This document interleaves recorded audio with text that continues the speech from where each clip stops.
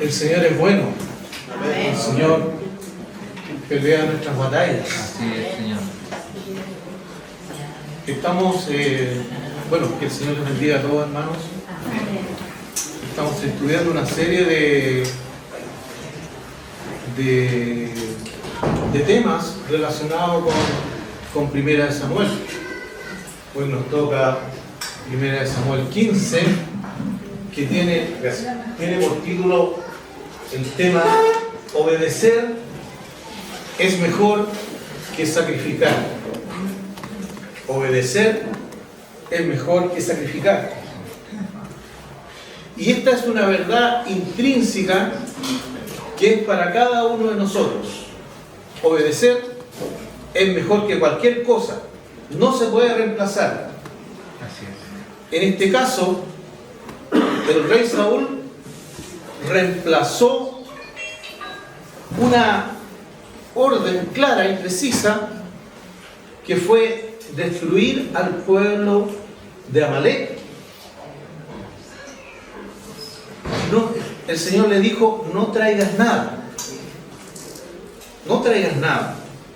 Pero él desobedeció y trajo lo mejor del pueblo, lo mejor de los animales de engorda. ¿Para qué? Para hacer un sacrificio. Y esto aparentemente se ve bien, pero desobedeció la orden del Señor. Y es una verdad que está desde el principio de la humanidad, el desobedecer al Señor. ¿Se acuerda cuando el Señor crea a Adán y Eva? Así es. ¿Se acuerda lo que le dice? De todos los árboles puedes comer, menos del árbol del bien y el mal. ¿Y qué hicieron ellos? Comieron del árbol del bien y el mal. La desobediencia es lo que nos lleva a una separación con el Señor. Que al final se crea una trampa, la trampa de la desobediencia, o de la obediencia, más bien dicho, a medias. El versículo número 1 del capítulo 15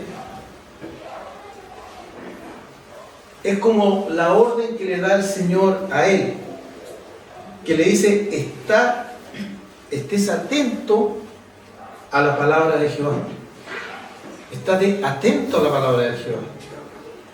Esa es la orden que en este caso el profeta Samuel, el sacerdote, le da al rey. Tú tienes que estar atento a la palabra del Señor. Y el versículo 3 nos dice, bueno, ¿cuál era la orden en sí? Y la orden en sí dice: ve pues e hiere a Amalek, al pueblo de Amalek, y destruye todo lo que tiene, y no te apiades de él. Mata a los hombres, mata a las mujeres, mata a los niños, aún a los de pecho, a las vacas, a las ovejas, a los camellos y a los asnos. Parece una palabra muy dura, porque nosotros siempre como que reconocemos al Señor como a un Dios de amor, pero el Señor también es justo. Es como cuando, hermanos, en la casa hay una manzana que está media podrida. ¿Qué pasa si no la sacamos? Pudre a los demás. Eso estaba pasando con este pueblo. Y la orden era precisa: no tienes que traer ningún trofeo, nada. Esa era la orden. Y yo estaré contigo y yo te daré la victoria en la batalla. Y el Señor les da la victoria, por supuesto, en esta batalla. Pero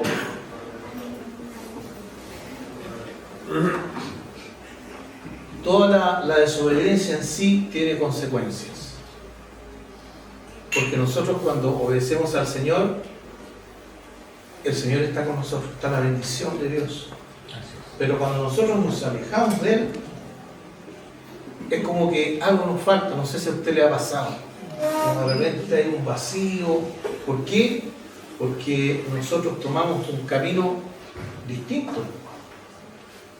Y lamentablemente muchas veces nos alejamos del Señor.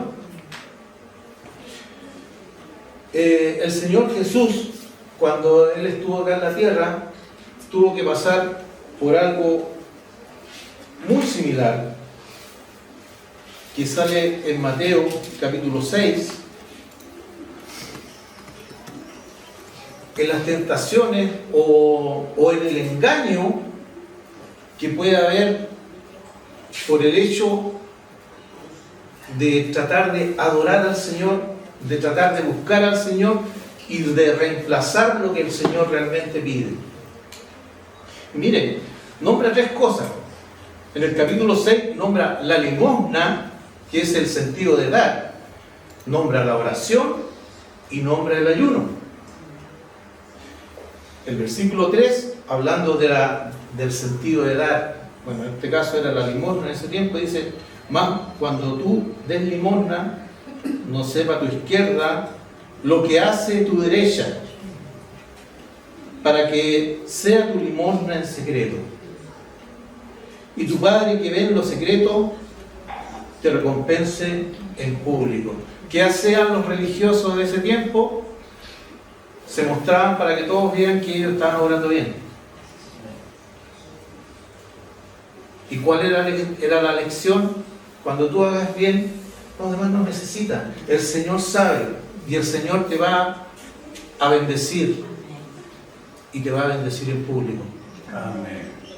Y en cuanto a la oración pasaba lo mismo, que más adelante habla de la oración, que él decía: no sean como los hipócritas, ocupa una palabra muy fuerte, que nosotros podemos caer en la hipocresía, de que los religiosos les gustaba ser vistos por los demás, orando, como diciendo: yo soy la persona en la cual cae la bendición de Dios, y que sean vistas por todos. Y en el versículo 5 y 6 dice: y cuando ores, no sea como los hipócritas, porque ellos aman el orar de pie en las sinagogas, que eran las iglesias de ese tiempo, y en las esquinas de las calles, para ser vistos por los hombres. De cierto os digo que ya tienen su recompensa. Mas tú, cuando ores, entra a tu aposento, cierra la puerta y ora a tu Padre nuevamente en lo secreto. Nadie tiene que saber que tú estás orando al Señor, que estás apartando tiempo para el Señor. Y tu Padre que ve en lo secreto te recompensará en público. La oración trae bendición, pero no todas las oraciones son escuchadas por el Señor. ¿Por qué? Porque el Señor sabe la intención del corazón. Y también nombra el ayuno. Dice: cuando ayunes no seas austero, o sea, como que por el hecho de no comer, que se te vea que estás demacrado porque tú buscaste al Señor, como los hipócritas, porque ellos denudan su rostro para mostrar a los hombres que ayunan. De cierto os digo, ellos ya tienen su recompensa. Pero tú, cuando ayunes, unge tu cabeza y lava tu rostro, para que nadie se dé cuenta que tú apartaste todo el día para el Señor, dejaste de comer. Los demás no lo necesitan saber. Y arréglate, estate bien, para mostrar a los hombres. No tienes para qué mostrar a los hombres que ayunan, sino a tu Padre que está en lo secreto. Y tu Padre que está en lo secreto te recompensará en público. El obedecer, muchas veces, hermanos, lo podemos disfrazar en un sentido religioso, para que los demás vean que nosotros estamos bien, para que los demás vean que estamos viviendo una vida agradable al Señor. Pero ¿qué es lo que mira el Señor? Nuestro corazón. Cuando estás en la casa, tú puedes orar al Señor, puedes buscar al Señor, y los demás no tienen por qué saberlo. esa es la lección que el Señor le estaba dando a sus discípulos. Y algo muy importante, que la palabra hipócrita en sí, en el griego significaba, el hipócrita era un actor de teatro, y en ese tiempo usaban una máscara. Entonces, ¿qué nos está diciendo el Señor? Nosotros no tenemos para qué usar máscara, no tenemos para qué hacer teatro, una representación de algo que no estamos viviendo. Y hablando un poco de Amalek, ¿por qué el Señor es tan crítico? Que fue algo que me llamó mucho la atención de esta palabra. ¿Por qué hasta los niños? ¿Por qué matarlo todo? ¿Por qué cortar de raíz? Y volviendo a Samuel, el versículo 2 dice: así ha dicho Jehová de los ejércitos, yo castigaré todo lo que hizo Amalek a Israel al oponerse en el camino cuando subió de Egipto. ¿Se acuerdan ustedes cuando el pueblo de Israel, todos conocemos, pasa el mar, se abre el mar, ¿cierto? Y ellos atraviesan saliendo de Egipto. El Señor estaba con ellos, pero hubo un pueblo que les hizo batalla, y este fue el pueblo de Amalek. Entonces, ¿qué es lo que hace Moisés?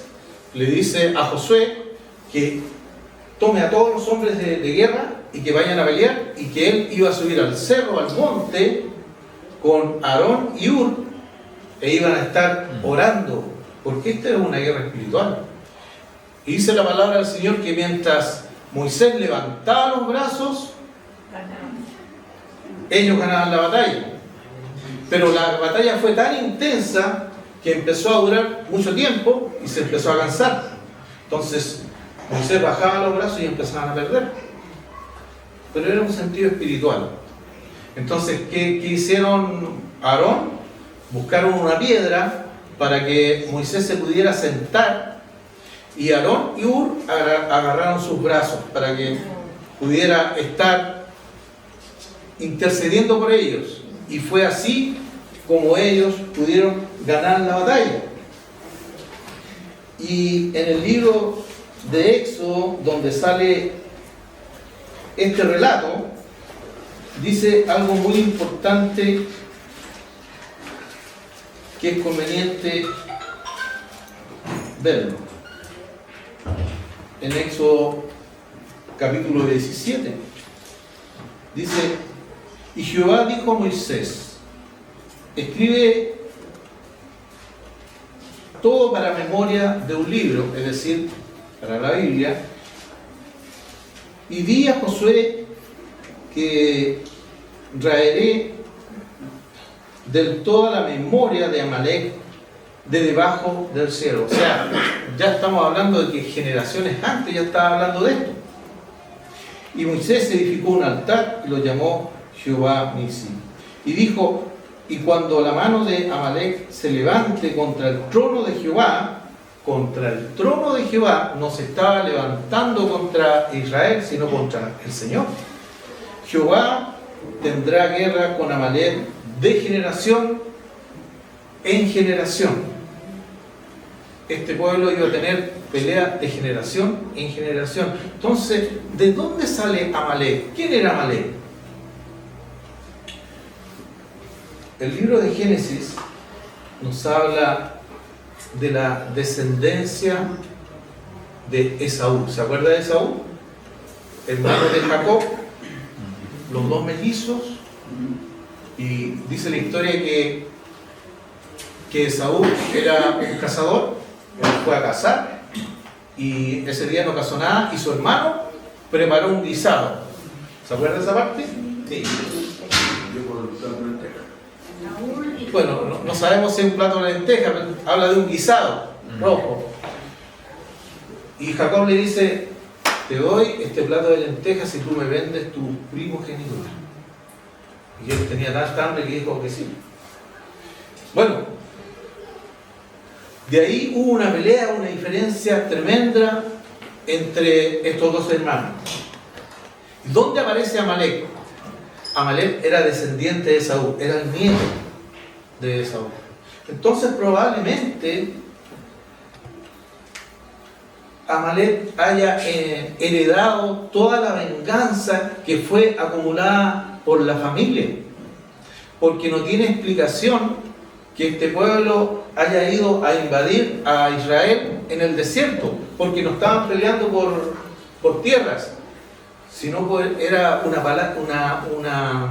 un ataque solamente por hacer daño. Y más adelante, cuando vemos que Israel llega a la tierra prometida, quien invade uno de los pueblos que invade a Israel era el pueblo de Amalek. Tanto así que ellos empezaban a cosechar, se levantaba la siega, la cosecha, y Israel tenía que arrancarse a los cerros porque venía Amalek a destruir y a quitarles toda la comida. Eso fue lo que pasó. O sea que fue una instigación de generación por generación y que se convirtió ya en una guerra que no tenía descanso para Israel. Entonces el Señor dice: ya, hasta aquí va a llegar este pueblo. Y voy a cortarlo de raíz. Por eso nombra a los niños de pecho. O sea, uno lo ve como algo terrible, pero tiene una profundidad, la palabra del Señor tiene una profundidad que va más allá de lo que nosotros podamos entender. Y en este sentido, ¿qué es lo que tenía que hacer el rey Saúl? Obedecer el mandato del Señor. Era tan solo obedecer.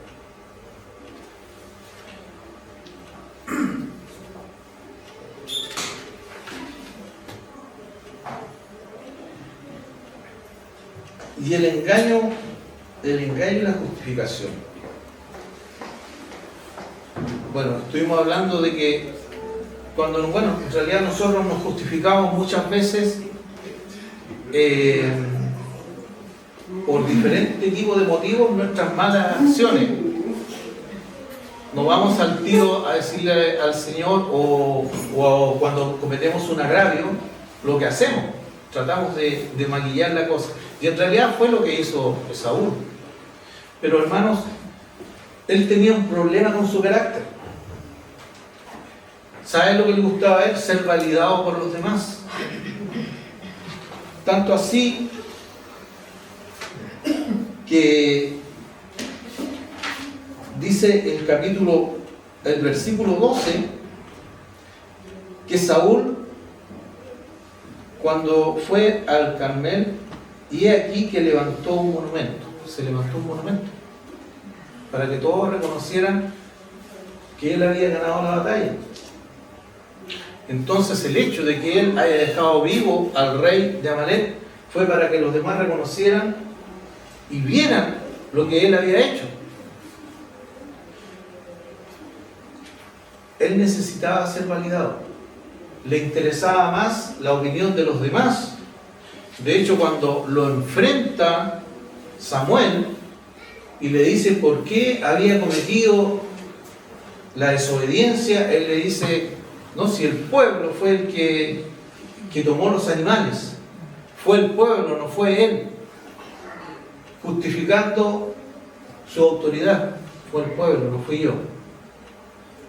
Una justificación que delante del Señor no es validera, porque cuando nos justificamos, hermanos, muchas veces es delante del Señor que tenemos que rendir cuenta, no delante de los hombres.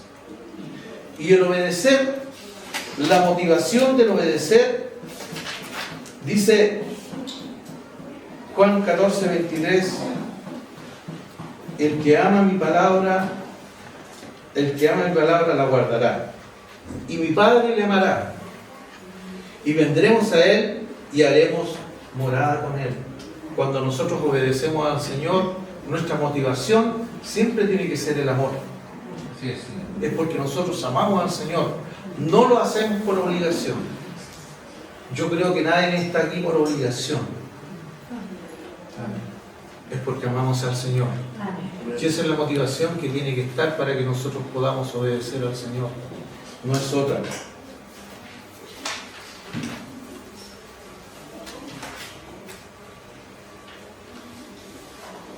Pero la desobediencia trae consecuencias.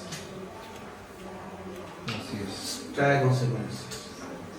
Nosotros nos podemos justificar, pero la desobediencia trae consecuencias. Leyendo este relato, según los eruditos, Saúl, el rey Saúl, estaba pasando en su periodo, en la mitad del periodo como rey, cuando pasó este evento, cuando pasó esta guerra. Y en la mitad de su periodo se le dice que él está desechado. La palabra del Señor. Como tú no obedeciste la palabra de Dios, el Señor te ha desechado. Por no obedecer la palabra del Señor, trae consecuencias a nuestras vidas. El ejemplo que nosotros tenemos es justamente del Señor Jesús, que dice el libro de Filipenses que Él se hizo obediente y hasta muerte de cruz. Y en esa oración que el Señor hace en Getsemaní, Él demuestra que realmente no quería ir a la cruz porque involucraba mucho sufrimiento. Y yo creo que todos nosotros, una de las cosas que le hacemos el quite es a sufrir, por supuesto. Es a estar en un lugar lo más confortable posible.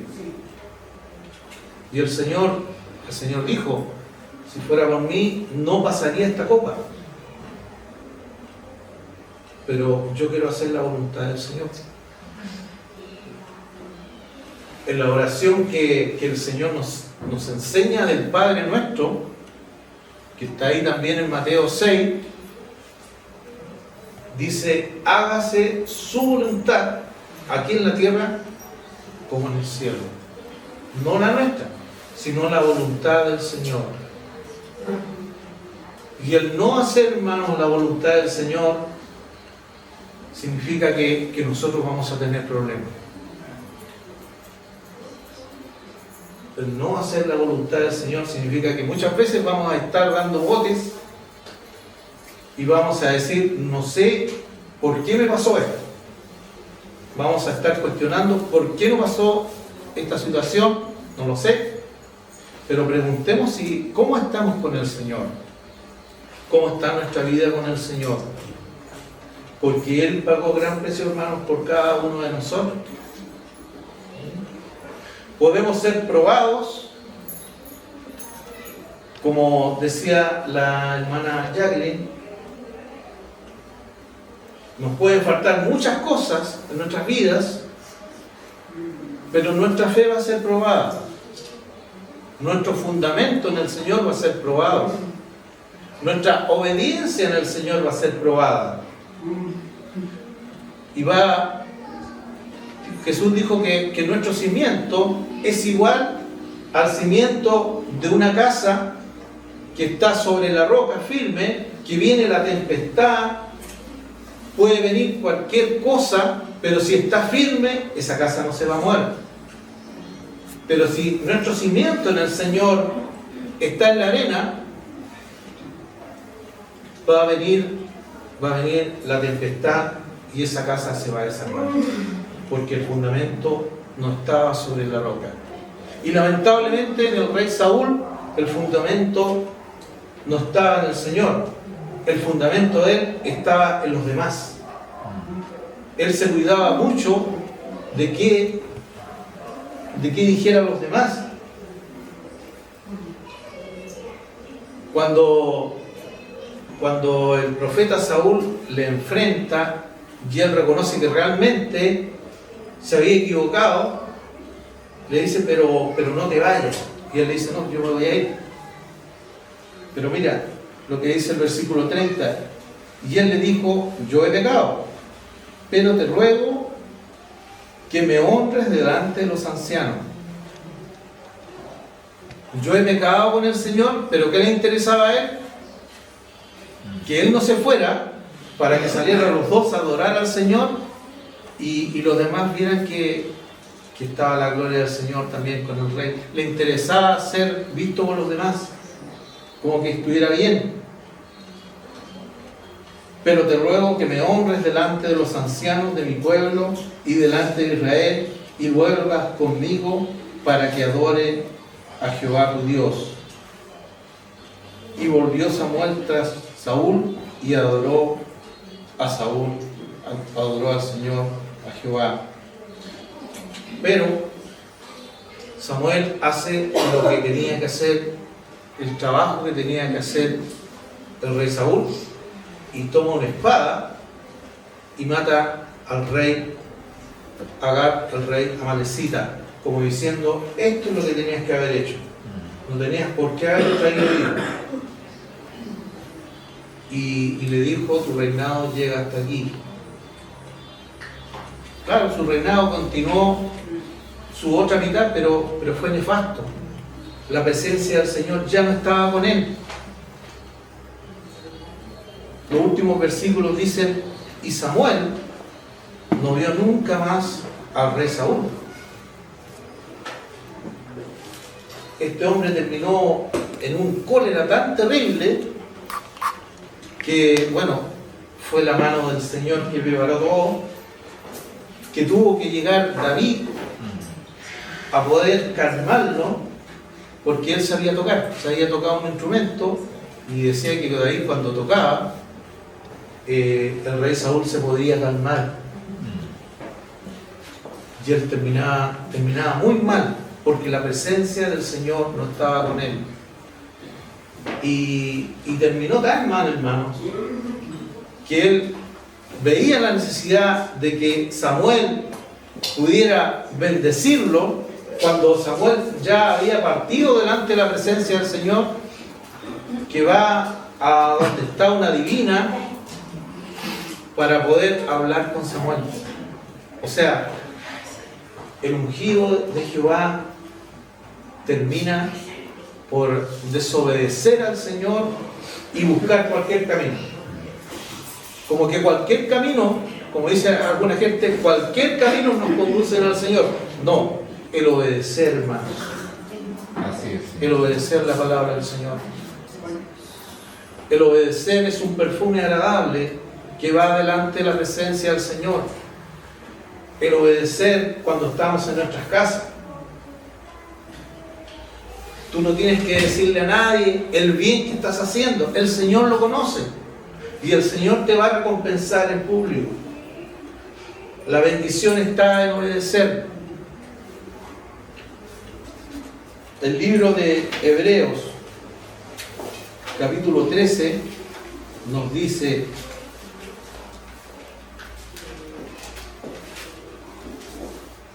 hablando Pablo, el apóstol Pablo, versículos 15 y 16, así que ofrezcamos siempre a Dios, por medio de Él, sacrificio de alabanza, es decir, fruto de labios que confiesen su nombre, y de hacer el bien, y de la ayuda mutua, no os olvidéis, porque de tales sacrificios se agrada al Señor.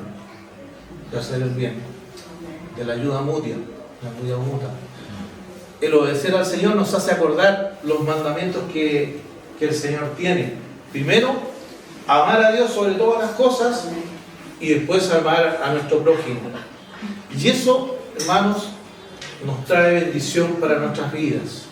Ese es el olor fragante de obediencia que llega a la presencia del Señor. Y todo lo demás nos sirve. Podemos caer en una hipocresía que llega un momento en que no nos damos cuenta que nos vemos envueltos y no sabemos por qué nos sentimos tan alejados de la presencia del Señor. Que el Señor nos pueda bendecir en este sentido de obedecer siempre su palabra. Y para obedecer su palabra, hermanos, tenemos que escudriñar, que es una lámpara en nuestras vidas, en la cual podemos caminar día tras día. Que el Señor nos bendiga con su palabra. Señor, te alabamos en esta hora por este tremendo ejemplo, Señor, que usted nos da, Señor. Que muchas veces, Señor, es una palabra dura, es una reprensión, y que tenemos un llamado, Señor, a obedecerte, Señor, a escuchar tu voz, Señor. Señor, nos enseña que nuestro corazón sea un corazón, Señor, humilde delante de tu presencia. Que nos preocupemos más, Señor, de obedecerte a ti, Señor, que agradar a los hombres. Señor, haznos sensibles a la voz de tu Espíritu Santo. Y si hay algún camino, Señor, que no hemos tomado bien, corrígelo, Señor. Sácalo de nuestras vidas. Señor, necesitamos de su presencia, porque sin usted nada somos, Señor. Enséñanos, Señor, a andar. Queremos, Señor, ser inundados, Señor, con tu palabra. Abre nuestro entendimiento para entender tu palabra y poder, Señor, caminar en ella con obediencia. Te lo rogamos en tu santo nombre. Amén.